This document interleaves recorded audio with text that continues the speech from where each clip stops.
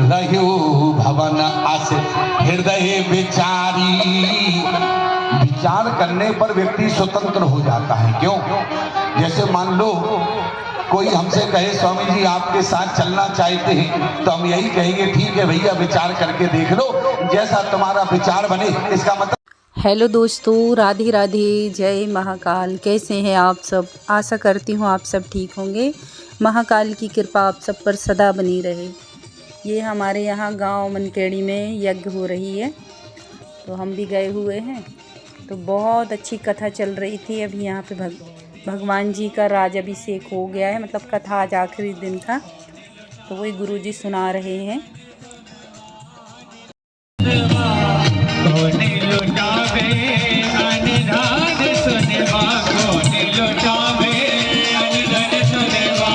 समिति आप सभी जनों से, सभी क्षेत्रवासियों से, सभी ग्रामवासियों से यह आशा करती है कि आपका यह सहयोग हमारी इस समिति को सदा सर्वदा मिलता रहे। और जैसा कि अभी पूज्य गुरुदेव भगवान के मुखारबिंद से आपने सुना कि आदर्श यज्ञ समिति ने अगले वर्ष के लिए चुकी है, जो 8 फरवरी से 18 फरवरी तक, जैसा कि आप जानते हैं, यूट्यूब पे देख लेना। जैसा कि आप सभी जानते हैं, यह यज्ञ विश्व कल्याण के लिए हमारी समिति के द्वारा प्रतिवर्ष आयोजित होता है। और जो श्री राम कथा का आयोजन है, उसका सीधा सा उद्देश्य है कि समाज में जो भटकाव है वो किसी भी प्रकार से इस राम कथा के माध्यम से रुकना चाहिए। हमारी आदर्श यज्ञ समिति का यही उद्देश्य हमेशा से रहता है। यहाँ पे हमारे पापा जी की बदौलत हमें भी मंच पे जाने मिल गया, तो हमें भी गुरुजी का आशीर्वाद मिल गया। मम्मी, मैं और छोटी बहन, हम तीनों मंच पे गए। गुरुजी का बहुत बहुत धन्यवाद कि उन्होंने हमें आशीर्वाद दिया। और उसके बाद में हम लोगों ने फ़ोटो खींची कि जिसमें याद रहे कि हम गुरुजी से मिले थे। और ये हैं हमारे पापा जी जो खड़े हुए हैं। जो पुण्य लाभ आप अर्जित करते हैं, उसका 1% भी अगर हमारी समिति को मिल जाए, तो ऐसे आयोजन सदा सर्वदा आपके सहयोग से हमारे इस ग्राम आदर्श यज्ञ समिति यह निवेदन, कृपया अपने आभूषणों का, अपनी सुरक्षा पर विशेष ध्यान दें। और नजदीक में तालाब है, वहाँ किसी को जाने की कोई ज़रूरत नहीं है। कृपया शांति बनाए रखें हमारे बीच में। वाइट कलर की जो शर्ट पहने हुए हैं, जो अब प्रणाम कर रहे हैं, यही मेरे पापा हैं। गुरु जी का इन पर बहुत बहुत आशीर्वाद है, बहुत मतलब सब भगवान की कृपा है। और इनकी बदौलत हमें भी मंच पे जाने मिला। फिर यहाँ हमारी कथा पूरी हो चुकी। आज लास्ट दिन था। बहुत अच्छी कथा सुनाते हैं गुरु जी, सुन के मन प्रसन्न हो गया। ये देखो हम तई से बना ले। कहाँ गए? ठीक है, गुरु जी के संगत तो हो गई। और हम कथा सुनने के बाद फिर यज्ञ वेदी के पास आ गए। ये देखिए रात में कितनी प्यारी लाइटिंग थी। वो दिन की वीडियो थी, दिन में तो हमने वीडियो नहीं बनाई थी जब परिक्रमा कर रहे थे, फिर ये हमने रात में बनाई। बहुत बहुत ही प्यारा लग रहा था यहाँ पे। तो मैं बता रही हूँ कि सारी टेंशन, सारा स्ट्रेस सब ख़त्म हो गया। मैं तो सब भूल गई थी। यज्ञ के चारों तरफ जब घूम रही थी तो ऐसा लग रहा था जैसे भोले बाबा के चारों तरफ घूम रहे हो, बिल्कुल मन शांत, एकदम शांत। और यहाँ पे बैठे हुए हैं यज्ञ वेदी में भोले बाबा का परिवार में सभी लोग बैठे हैं भगवान जी के। माता पार्वती जी हैं, गणेश जी भगवान, कार्तिकेश्वर भगवान, नंदी भगवान, नाग देवता भगवान और फिर महादेव भगवान तो फिर बैठे ही हैं। तो पूरा परिवार भोले बाबा का बैठा हुआ है। तो वहाँ यज्ञ भूमि के अंदर 4 चांद लगे हुए हैं भगवान के बैठने से। और वैसे तो भोले बाबा के बगैर कोई यज्ञ पूरी हो भी नहीं सकती। भोले बाबा ना हो तो फिर तो कोई पूजा पूरी होती ही नहीं है। इसीलिए मेरे तो भोले बाबा की तो बात ही निराली है। और हम लोग फिर दूसरे दिन गए हुए थे, मतलब थोड़ी यज्ञ ख़त्म हो गई थी लेकिन मार्केट वहाँ का यज्ञ का चालू था, तो हम चले गए थे वहीं पे। तो वहाँ से वापस फिर घर वाले मकान आए हैं दादी से मिलने के लिए। तो यहाँ पे भैरव बब्बा जैसा आपने देखा होगा, बहुत प्यारा सा कुत्ता है। और जो मंदिर ये हमारे बब्बा जी ने बनवाया था बहुत पहले, जब हमारे बब्बा जी थे, तो भोले बाबा का यहाँ भी पूरा परिवार स्थापित है। और ये देखिए हमारे आदित्य और देवांश भैया दोनों अपने मझले मामा जी के ट्रैक्टर में बैठे हुए हैं। और यहाँ पे ये भाभी हैं हमारी, ये भाभी हमारी मतलब 5वें नंबर वाली भाभी हैं। तो यहाँ पे सभी मस्ती कर रहे हैं बच्चे। ये हमारे शिव्यांश भैया भी बैठे हुए हैं। तो हमारे आदित्य भैया दोनों ट्रैक्टर में मस्ती कर रहे हैं। उनके मझले मामा जी का ट्रैक्टर लाल वाला था, अब ये बड़े मामा का है। तो बस ट्रैक्टर में बैठना है उनको। तो वही उससे बोल रहे थे शिब्बी से आप नीचे जाओ, लेकिन वो गया नहीं, अभी छोटा है वो, ज़्यादा समझता नहीं है। तो गुस्सा वो कर रहा है आदित्य।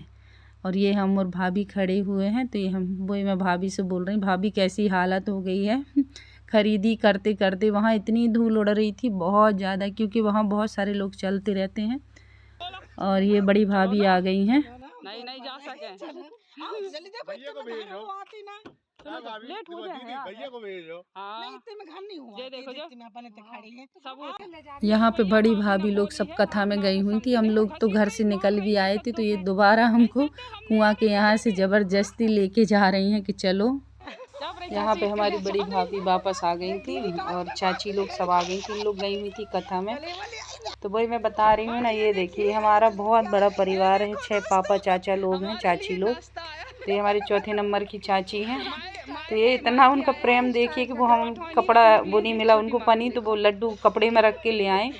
तो मैंने वही बोला कि और बेचारी सब भागवत में वहाँ भागवत के आया कथा में गई हुई थी सत्यनारायण भगवान की। तो वहाँ पे वो खाना भी खा नहीं पाए, माहौर भी नहीं लगवा पाए। उनको जैसे ही पता चला कि हम लोग गाँव में आए हैं तो वो तुरंत ही आ गई। और वो अगर 5 सेकेंड 10 सेकेंड चूकती तो हम लोग उतने में निकल जाते। हम लोग की गाड़ी भी मुड़ गई थी, उतने में उन लोग आ गई ज़बरदस्ती, हम लोग को फिर वापस घर लेके आ गई। तो यहाँ पे सब लोग, ये भाभी हमारी खड़ी हुई थी अपनी, उनकी बिटिया है ये 5वें नंबर वाली भाभी की। तो वो खड़ी थी और हम लोग फिर आ गए। दोस्तों पूरे जिले की बहू है, जबलपुर, नरसिंहपुर, दमोह, जबलपुर निकाल रही हो जी। देखो जी, कमेंट करके बताना कौन ज़्यादा अच्छी है, कौन जिला ज़्यादा अच्छा है, कौन सा जिला अच्छा। और फिर हम रात में ही घर वापस आ गए। तो ये दूसरे दिन का वीडियो है। ओम शांति ओम की रैली निकल रही थी, शिव जी की शांति रैली। तो वही मैं देख रही थी यहाँ पे। बाकी तो ओम शांति ओम बहुत अच्छी चीज़ है, लेकिन मुझे बस एक ही चीज़ यहाँ की बुरी लगती है, सफ़ेद कपड़े पहनना। मैं ये नहीं कह रही, मैं किसी चीज़ का विरोध नहीं कर रही, ना ही मैं किसी चीज़ का प्रचार कर रही हूँ। मुझे अच्छा नहीं लगता, मैं भी जाना चाहती हूँ, लेकिन मैं बोलते हैं जो सुहागनें रहती हैं हम हिंदू धर्म में, उनको सफ़ेद साड़ियाँ नहीं पहनना चाहिए। तो इसीलिए मैं नहीं जाती हूँ। मेरी भी इच्छा होती है कभी कभी जाऊँ, लेकिन मुझे ये पता चला कि वहाँ सफ़ेद कपड़े पहनते हैं, तो इसलिए मैं नहीं जाती हूँ। और यहाँ पे मैं मटर छील रही हूँ। और आपने ऊपर देखा होगा कि हमारे गुलाब के फूल काफ़ी हद तक झड़ गए हैं, क्योंकि इनने तोड़े ही नहीं। मैं 2 दिन नहीं थी। और ये मटर लेके आई हूँ मैं गाँव से। तो ये भरा हुआ मटर है, ये देखिए। थोड़ा मेरे को ऐसे ही चाहिए था। इसका मुझे फ्रोजिंग मटर बनाना है। तो वही मैं बराबर बिल्कुल भरे भरे दाने हो जो। तो ये देखिए मैंने अभी पूरा मटर छील लिया। और जो इसमें सॉफ्ट फलियाँ थी वो मैंने अलग छीली हैं। तो इसका मैं पुलाव वगैरह बना लूँगी। तो ये करीब ये मटर निकल आया है, 1.5 किलो करीब दाने निकले हैं इसमें। और आधा किलो निकले हैं छोटे वाले दाने। तो छोटे दाने को मैं सब्जी पुलाव वगैरह में यूज कर लूँगी। और ये जो मटर के दाने मैं आपको दिखा रही हूँ, ये फ्रोजिंग मटर के लिए हैं। ये बिल्कुल बराबर और अच्छे टाइट होने चाहिए। जितने अच्छे ये भरे भरे टाइट होंगे उतना ही अच्छा हमारा फ्रोजिंग मटर बनेगा। तो अभी मैंने ये छील के रख लिए हैं। और कुछ मैं चने की घेटी लेके आई थी, तो वो भी मैं छील के रख ले रही हूँ। ये छोटी बहन लेके आई थी तो मेरे लिए भी रख के चली गई थी, तो मैं वही छील रही हूँ। तो इसमें इस डिब्बे भर के करीब दाने निकल आए थे, 200 ग्राम करीब। तो उसकी भी आराम से सब्ज़ी बन गई थी। तो मैंने एक बार उसकी भी सब्ज़ी बनाई फिर। तो सबसे पहले मैंने चने की सब्ज़ी बना के रख दी है। और उसके बाद में मैंने मटर जो छीला है, तो अभी मुझे उसका भी करना है कि उसे भी बना के अभी तैयार करके रखूँगी। तभी वो मतलब 2-4 घंटे तो उसको सूखने में लग जाता है। वैसे तो फ्रोजिंग मटर अगर फ्रिज में कुछ जब हम फ्रोजिंग मटर रखते हैं तो फ्रिज जितना कम हो उतना कम खोलें, फ्रीजर खासकर। और दूसरा चीज़ हमें ये ध्यान रखना चाहिए कि जो हम फ्रोजिंग मटर बनाते हैं तो जितना पैकेट हम यूज कर सके उतने ही छोटे छोटे पैकेट बना के रखें। तो अभी मेरे यहाँ वो वाली पनी तो थी नहीं, तो मैंने अभी सिंपल पनी में ही रखना है मुझे। तो यहाँ पे मैंने पानी उबलने रख दिया था और इसमें मैंने करीब जो चम्मच होती है मीडियम साइज वाली, उसमें 4 चम्मच शक्कर डाली है और 1 चुटकी नमक डाल दिया था।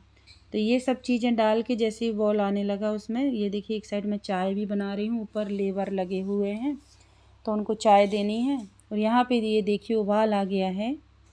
तो ये जितना अच्छे से उबल जाएगा तो ये उतना अच्छा नहीं होता है, हमें इसको मीडियम ही उबलाना है। मतलब मटर के दाने दबने या ये सब ज़रूरी नहीं है, जो हम पानी डालेंगे उसमें मटर ऊपर आ जाता है, समझो वो उबल गया। और यहाँ मैंने बर्फ़ डाल के आधी करीब 5 लीटर पानी है वो मैंने अलग एक बर्तन में रख दिया है, तो वो मीडियम हो गया। उसके बाद में जैसे ही मटर उबलेगा 1 चुटकी मैंने नमक डाल दिया और बस उबल ही गया है। उसके बाद में फटाफट निकाल के मैं उसे ठंडे पानी में डाल दूँगी, नहीं तो उसका कलर मटर का ख़राब हो जाता है। कई लोग मटर जब बनाते हैं फ्रोजिंग वाला तो वो कलर डालते हैं, लेकिन वो कलर वगैरह ठीक नहीं होता है हमारे स्वास्थ्य के लिए। तो इसलिए मैं बिल्कुल जैसे सिंपल ही बनाऊँगी, कुछ ऐसा नहीं करूँगी जिससे हमें नुकसान हो। ये देखिए कितना प्यारा कलर आया है। अब उसको उबलाने के बाद ठंडे पानी में डालेंगे तो उसका कलर एकदम ग्रीन हो जाता है, बिल्कुल ग्रीन, जैसे दुकान में मिलता है उससे भी अच्छा कलर मेरे मटर का आया हुआ था। ये देखिए मैंने एक धुली हुई टॉवल है, ये किचन टॉवल है, तो इसको बढ़िया मैंने बिछा के और वो सब उसको मतलब धुलने के बाद, ठंडे पानी से धुलने के बाद उसमें जो हम बर्फ़ के पानी में डालेंगे 5-10 मिनट के लिए छोड़ देंगे। जैसे ही वो बिल्कुल ठंडा हो जाएगा फिर निकालेंगे और उसका पानी निकल जाने के बाद एक कपड़े पे आप डाल के करीब 2 घंटे के लिए छोड़ दें, या पंखा भी चला सकते हैं आप, तो और जल्दी सूख जाएगा। तो बिल्कुल भी पानी ना रहे, क्योंकि पानी अगर ज़रा सा भी रहा तो हमारा फ्रोजिंग मटर स्मेल करने लगेगा और सड़ जाएगा। फिर मैंने ऐसे पैकेट बना लिए हैं, 2 पैकेट बना लिए हैं। अब इनको मैं फ्रीज़र में रख दूँगी। अभी क्या है, मुझे फ्रीज़र की बड़ी वाली ट्रे साफ़ करनी है, तो इसलिए मैं अभी जहाँ बर्फ़ रखते हैं उसके नीचे रख दे रही हूँ। और दोस्तों अगर आप लोगों को यह वीडियो अच्छी लगी हो और जो भी इस चैनल पर नए हों तो प्लीज़ सब्सक्राइब करके जाएं, और या अगर आपको यह वीडियो अच्छी लगी है तो कमेंट, लाइक, शेयर ज़रूर किया करें दोस्तों, और अपने सुझाव दें। जय महाकाल। अब मैं ट्रे साफ़ कर लेती हूँ दोस्तों।